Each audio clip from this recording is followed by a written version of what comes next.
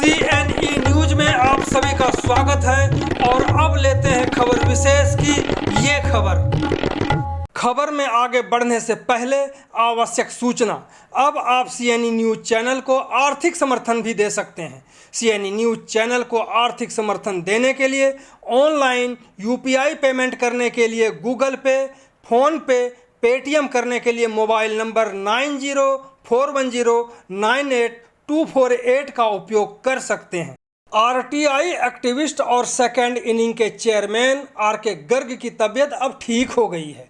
आज उन्होंने CNE news से बात करते हुए चंडीगढ़ स्टेट इलेक्शन कमीशन के कई कार्यप्रणाली पर सवाल ही खड़ा कर दिया है।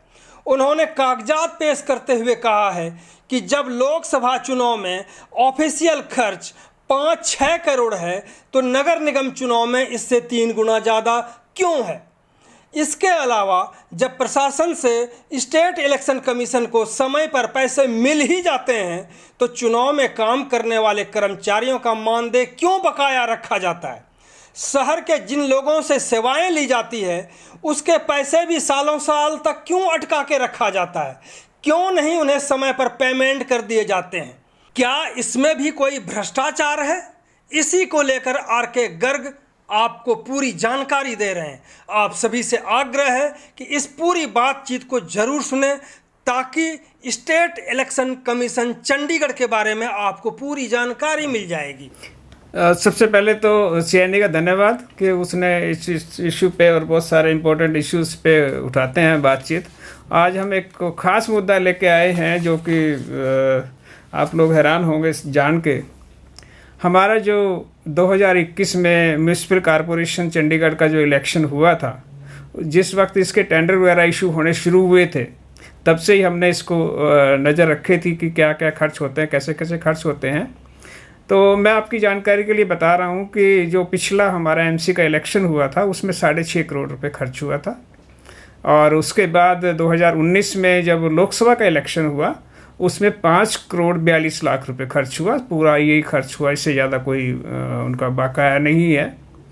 जब हमारा 2021 में म्यूनिसिपल कॉरपोरेशन का इलेक्शन हुआ, जब इलेक्शन की बात चल रही थी, जब ये पूछा गया था इलेक्शन कमीशन के जो स्टेट इलेक्शन कमीशन है यहाँ पे, उससे पूछा गया था तो उन्होंने कहा था कि हमारा 7 करोड़ का एस्टीमेट है। लेकिन जब RTI से जो पेपर मंगवाते हैं तो जब मुझे जो कागज़ मिले हैं उसके हिसाब से स्टेट इलेक्शन कमीशन ने अक्टूबर यानी कि इलेक्शन होने से 2 महीने पहले स्टेट इलेक्शन कमीशन ने 19/10 को 8 करोड़ रुपए की डिमांड करी थी प्रशासन से। 19/10/2021 को यानी कि 2 महीने पहले चुनाव से 2 महीने पहले 8 करोड़ रुपए की डिमांड प्रशासन से की थी, क्योंकि प्रशासन ही इनको सारी ग्रांट देता है। उसके बाद पहले मैं ग्रांट की बात करता हूँ। उसके बाद इलेक्शन ख़त्म होने के 1 महीने बाद 21 जनवरी को इन्होंने प्रशासन से फिर 8 करोड़ रुपए की डिमांड करी। तो ये 16 करोड़ रुपए की डिमांड इन्होंने टोटल करी है। एक डिमांड तो है चुनाव से पहले और दूसरा जो डिमांड है वो चुनाव हो जाने के कुछ महीने के बाद जी। तो अब उसके बाद क्या हुआ, जब 16 करोड़ रुपए की इन्होंने डिमांड करी उसके एवज में, अभी आप डेट का भी ध्यान रखिए, जो मैं अमाउंट बोल रहा हूँ और उस चीज़ का भी ध्यान रखिए कि किस डेट को कितना पैसा प्रशासन ने इनको दिया। तो मुझे ये जो RTI में ये कागज़ मिला है उसके हिसाब से 24/9 को यानी कि 24 सितंबर को इलेक्शन खत्म शुरू होने के 3 महीने पहले प्रशासन ने इनको 5 करोड़ रुपया दे दिया था जी। उसके बाद इलेक्शन ख़त्म होने के कई महीने बाद यानी कि 4 मार्च को प्रशासन ने इनको 5 करोड़ रुपया और दी। तो डेट आप ध्यान रखें कि इलेक्शन कब हुआ, कब पैसे मांगे गए, कब पैसे दिए गए। 5 करोड़ रुपया इन्होंने 4 मार्च को दिया। उसके बाद 4 मार्च 2022 को यानी कि इलेक्शन ख़त्म होने के ठीक 3 सवा 3 महीने के बाद उसके बाद 17/6 यानी कि आप ये देख लीजिए 6 महीने के बाद 17/6/2022 जी 17/6/2022 को प्रशासन ने इनको 1.5 करोड़ रुपया दिया और दिए। और उसके बाद फिर एक बीच में और इन्होंने 1 करोड़ 22 लाख रुपया 15/12 को दिया इलेक्शन शुरू होने के 10 दिन पहले 15-12 यानी कि 21 को 10 वर्ष 2021 इलेक्शन शुरू होने के 10 दिन पहले। तो आप सारी चीज़ें नोट करें, सितंबर में 5 करोड़ रुपए दिया गया, दिसंबर में फिर 1,22,00,000 दिया गया, फिर 1.5 करोड़ रुपए जून में दिया गया और 5 करोड़ रुपए मार्च में दिया गया। और इन्होंने जो डिमांड करी थी 2 महीने पहले 8 करोड़ की और 3 महीने के बाद डिमांड करी इन्होंने फिर उन्होंने 8 करोड़ की डिमांड करी, यानी 16 करोड़ की 16 करोड़ की सरकार से डिमांड करी गई और सरकार ने इनको 12 करोड़ 72 लाख रुपया टोटल दिया स्टेट इलेक्शन कमीशन को, स्टेट इलेक्शन कमीशन को। तो 16, अब ये बात ये आती है कि जो 12 करोड़ 72 लाख रुपया जो इन्होंने दिया उस 12, अब ये सबसे पहले तो ये सवाल उठता है कि जब लोकसभा इलेक्शन में सिमिलर एरिया में सिमिलर वोटर नंबर में और लगभग थोड़े से बूथ चेंज हुए थे कोविड के कारण, लेकिन 20% बूथ चेंज हुए थे, तो 5 करोड़ 42 लाख रुपए से 16 करोड़ रुपए की जो डिमांड है वो हमें लगता है कि बहुत ज़्यादा डिमांड की गई, 3 गुना डिमांड की गई। तो इसका क्या औचित्य है ये देखने वाला। ये तुलनात्मक बात कह रहे हैं कि जो नगर निगम चुनाव है उसमें और जो लोकसभा चुनाव है उसमें जो खर्च है बहुत अंतर है उसमें, ये कहना चाह रहे हैं। ये कहना चाह रहे हैं। सो जब लोकसभा का इलेक्शन जब 5 करोड़ 42 लाख रुपए में पूरा हो सकता है तो इसमें 16 करोड़ की क्या जरूरत थी? ये एमसी चुनाव, ये एमसी के इलेक्शन में मतलब समझने वाली बात है कि लोकसभा चुनाव में जब 5-5.5 करोड़ में चुनाव हो सकता है तो फिर वही चुनाव जो उसी शहर में है नगर निगम चुनाव है तो उसमें 16 करोड़ लगने की क्या संभावना बनती, कैसे बनती है? ये बहुत बड़ा सवाल है। अभी देखिए सारी फिगर्स ध्यान से आप नोट कर लें, देखने वाली बात है। जब प्रशासन ने इनको जून 2022 तक यानी कि इलेक्शन खत्म होने के 6 महीने बाद तक वो पैसे देता रहा और उन्होंने 12 करोड़ 72 लाख रुपए ही दिए 16 करोड़ की डिमांड के साथ, तो इस स्टेट इलेक्शन कमीशन के पास 1/4/2021 को यानी कि फाइनेंशियल ईयर शुरू होने के पहले दिन उनके पास पीछे की ग्रांट के 17,43,000 रुपये बाकी थे इनके पास। ये मैं हिसाब दे रहा हूँ आपको, 17,43,000 रुपये इनके पास बाकी थे। सवाल ये उठता है कि 31 मार्च 2021 को इन्होंने अपनी बचे हुए पैसे वापस सरकार को क्यों जमा नहीं करवाए? क्योंकि ग्रांट जो होती है उसमें जितना खर्च हो जाता है बाकी के पैसे जमा कराने होते हैं साल तो साल, लेकिन इन्होंने जमा नहीं करवाए। इन्होंने सर जमा नहीं करवाए, लेकिन एक और सवाल उठता है कि जो इलेक्शन कमीशन जो स्टेट का है कई जगह से ये सुविधाएं लेते हैं यानी सेवा लेते हैं, टेंट वगैरह वगैरह बहुत चीज़ें आती हैं इसमें, इसके बावजूद ये उनको पैसा नहीं देते सालों साल तक। ये क्या मतलब है? देखिए अब इसके आगे क्या सवाल पैदा हुआ, जो आपने जो बड़ा ठीक सवाल उठाया है कि इन्होंने जो 11 करोड़ 34 लाख रुपए की पेमेंट कर चुके हैं। अब 11 करोड़ 34 लाख की पेमेंट करने के बाद भी इनके पास 1 करोड़ 62 लाख रुपया बाकी पड़ा है बैंक के अंदर इस वक्त भी, कमीशन के पास इस वक्त भी पड़ा है। दूसरा, इन्होंने मुझे बताया कि इन्होंने 1 करोड़ 16 लाख रुपए के एडवांसेज भी दे रखे हैं।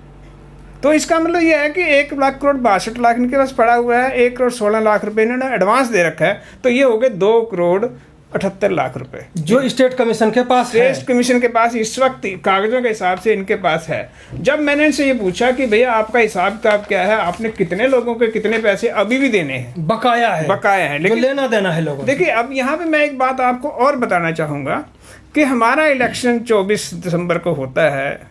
जब एक दिन का इलेक्शन होता है, ये सिर्फ इसमें कई दिन का इलेक्शन नहीं होता, तो जब वो एक दिन का इलेक्शन है, एक दिन पहले एक दिन बाद में 2-3 दिन की बात भी अगर हम लगाएं इसके अंदर, तो मुझे ये समझ में नहीं आ रही कि टेंट का जो खर्चा है वो 2 करोड़ 3,86,301 रुपया है, सिर्फ 2-3 दिन के लिए। 2-3 टेंट लेंगे 2-3 दिन के लिए, इनके लिए 2 करोड़ रुपए खर्चने होते हैं, समझने वाली बात है।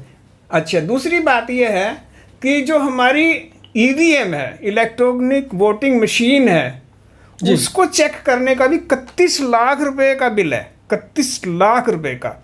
आप ये देखिए 600 अगर आपके बूथ हुए, अगर एक में 10-10 मशीनें भी हुई तो या 20-20 मशीनें भी हुई, कितनी मशीनें हो जाएंगी? 31,36,000 रुपये का उनको चेक करने का ही बिल है सिर्फ।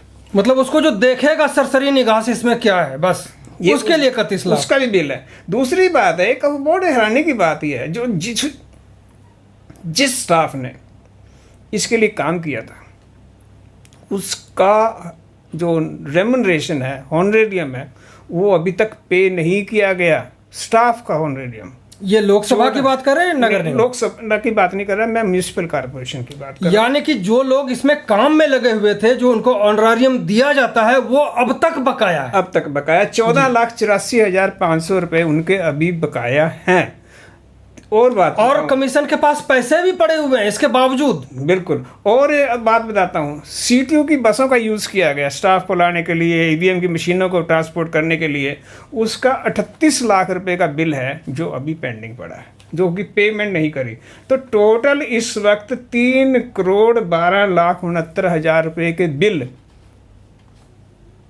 स्टेट इलेक्शन कमीशन के पास पे करने वाले पेंडिंग पड़े हुए हैं। सवाल ये उठता है कि जब इलेक्शन खत्म हो गए दिसंबर के मंथ में, ये अभी तक बिल पेंडिंग क्यों रखे हुए हैं? क्या इस पेंडिंग के पीछे कुछ है नहीं कि कुछ लेन देन का भी कुछ हिसाब है जो बाद में हम क्लियर करेंगे तो उस हिसाब से करेंगे? देखिए, ये सारा एक भ्रष्टाचार की बात होती है। मैं सिर्फ साफ बात कह रहा हूँ, ये सारा भ्रष्टाचार की बात होती है, क्योंकि वरना 8-8 महीने बिलों को पेंडिंग रखने का क्या औचित्य है? जबकि टेंडर इशू होता है, टेंडर में टर्म्स होती हैं, टेंडर में सब कुछ सारी चीज़ें क्लियर होती हैं, तो वो क्यों नहीं उनको वक्त पे दिया जाता? वो अभी तब जब चुनाव के बाद इनके पास कोई काम नहीं है 1 महीने में, और ये सब देने लेने का काम निपटा सकते हैं। सब खाली बैठे हुए हैं सब इस वक्त। देखिए, 8 महीने से स्टाफ के पास बिल्कुल कोई काम नहीं है। और एक और मैं बताता हूँ आपको बात, ये जो 3,12,00,000 रुपए के जो बिल हैं जी, ये जो बिल हैं ये जनवरी, मार्च, जून, दिसंबर के महीने के, यानी कि कई लोगों ने तो जो इलेक्शन खत्म हुआ उसके अगले दिन बिल दे दिए थे अपने जी। उसके बाद कई लोगों ने एडवांस में ही बिल दे दिए थे, क्योंकि उन्होंने सील वगैरह प्रिंट कराई थी कुछ थोड़ा सा सामान, उसके बिल उन्होंने 15/11 को दे दिए थे, 15 नवंबर को दे दिए थे। अभी तक बिल पेंडिंग पड़ा हुआ। टेंट वाले ने जो अपना बिल है वो अप्रैल और मई में दिया था, उसका बिल अभी तक पेंडिंग है। सवाल ये उठता है कि जब इनके पास 1,62,00,000 रुपये पड़े हुए हैं और एडवांस भी दे रखा है, वो पेमेंट क्यों नहीं करी इन्होंने बिलों की?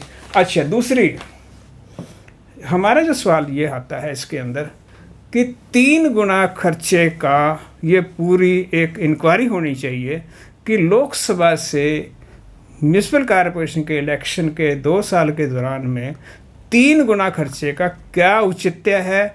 क्यों इन्होंने 8 करोड़ रुपए की डिमांड, ग्रांट की डिमांड रखी? क्यों इन्होंने इलेक्शन के वक्त ये कहा कि हमारा खर्चा सिर्फ 7 करोड़ रुपए है, जबकि पिछले इलेक्शन में 6.5 करोड़ था? तो ये जो गोरख धंधा है सारा, कितनी तारीख को ये ग्रांट मांगी, कितनी तारीख को ये ग्रांट दी गई, कितने पैसे पेमेंट करी गई, कितने पैसे बाकी हैं, कितने पैसे बैंक में पड़े हुए हैं, कितना एडवांस दिया, ये सारे की हम ये कह रहे हैं कि पूरी इंक्वायरी होनी चाहिए। बिल्कुल। दूसरी बात कि यहाँ पर अब जो स्टेट इलेक्शन कमिश्नर हैं चंडीगढ़ के, वो विजय देव हैं। जब उन्होंने ज्वाइन किया आकर के, तब तो सबको जानकारी थी कि विजय देव ने यहाँ पे ज्वाइन किया है, लेकिन अब नहीं पता चलता कि ना तो उनको कभी ऑफिस में किसी ने देखा बैठे हुए, ना कोई ऐसी बात हुई जो कि विजय देव ने किसी से मीटिंग ली हो आम लोगों से भी, क्योंकि वोटिंग को लेकर के बहुत तरह के जागरूकता अभियान, ये वो बहुत चीज़ है, उसको लेकर के भी नहीं।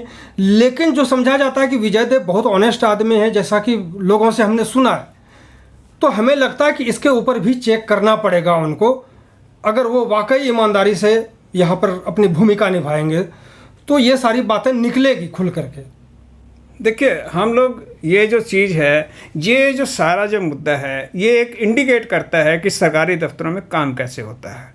मैं ये कहता हूँ कि हमारा प्रशासन, देखो, प्रधानमंत्री जी ने करप्शन के खिलाफ पूरा बीड़ा उठाया, 0 टॉलरेंस। हमारे प्रशासक ने करप्शन के खिलाफ पूरा बीड़ा उठाया। उन्होंने कहा कि कोई करप्शन कहीं पे भी नहीं होगी। तो मैं आपसे ये इंडिकेट करता हूँ कि जब बिलों का, जब टेंडर्स ये अवार्ड हो जाता है, काम ख़त्म हो जाता है, सरकार को ये चाहिए कि सब डिपार्टमेंटों से ये लिस्ट मंगवाएं कि उनके पास कितने बिल पेंडिंग है, कितने दिनों से पेंडिंग है, क्या उनका बजट एलोकेशन है, उस बजट में कितना उन्होंने खर्च किया है, कितना उनका बकाया है और कितने बिल बकाया हैं कितने दिन से।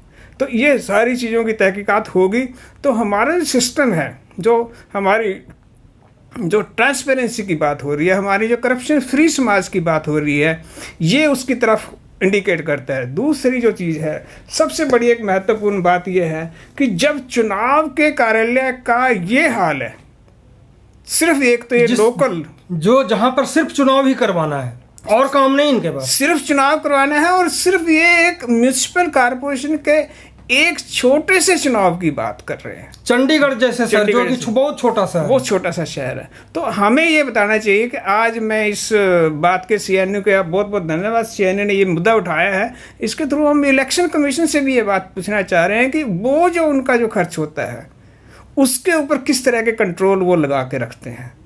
प्रशासन जो है वो बिलों के पास करने पे, उनकी पेमेंट करने पे, उनका बजट एलोकेशन करने पे या ओवर एस्टिमेट करने के, जैसे यहाँ पे 8 करोड़ रुपए और 16 करोड़ रुपए की डिमांड की गई है, जबकि इतना खर्चा नहीं था इनके पास।